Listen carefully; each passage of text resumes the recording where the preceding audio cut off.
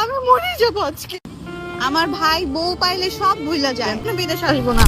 আপনারা যা বলতেন সব সত্যি হয়েছে গাইস, সব সত্যি। তো বন্ধুরা, এবার লাইভে এসে ঋতু হোসেন কান্না করে জানালেন যে আমার ভাই বউ পাইলে সব ভুলে যায়, আমি আর কখনো বিদেশ আসবো না। ঋতু হোসেন আরো জানান যে আমি আর এই রাকিব হোসেন টিমে থাকবো না। তো বন্ধুরা, তাহলে কি সত্যি মিথিলা রহমানের বলে যাওয়া কথাগুলা কি সত্যি হচ্ছে?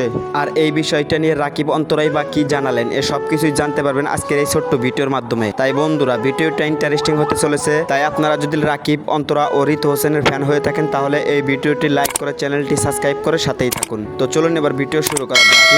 ঋতু হোসেন কতটুকু কষ্ট পেলে এরকম মন্তব্য করতেছেন রাকিব হোসেনকে নিয়ে লাইভে এসে। সব সময়ের মতন রাকিব হোসেন তার ইউটিউব চ্যানেলে ব্লগ ভিডিও আপলোড করে থাকেন। একটি ভিডিওতে দেখা যাচ্ছে যে রাকিব হোসেন, নুসরাত জাহান, অন্তরা ও ঋতু হোসেন বিদেশ যান ব্লগ করতে।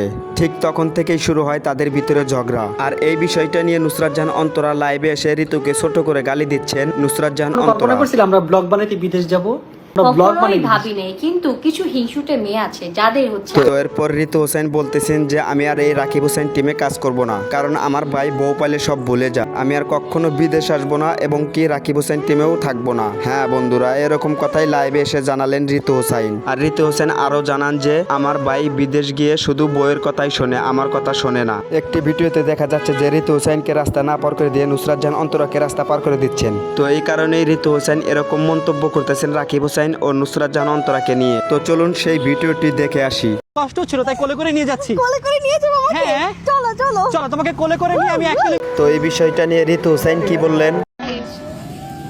কষ্টের কথা কি বলবো, আমাকে রাস্তা পার না করায় দিয়ে চলে গেছে। আমার ভাই বউ পাইলে সব ভুলা যায়, আমি রাস্তা পার হইছি গাইস একা একা।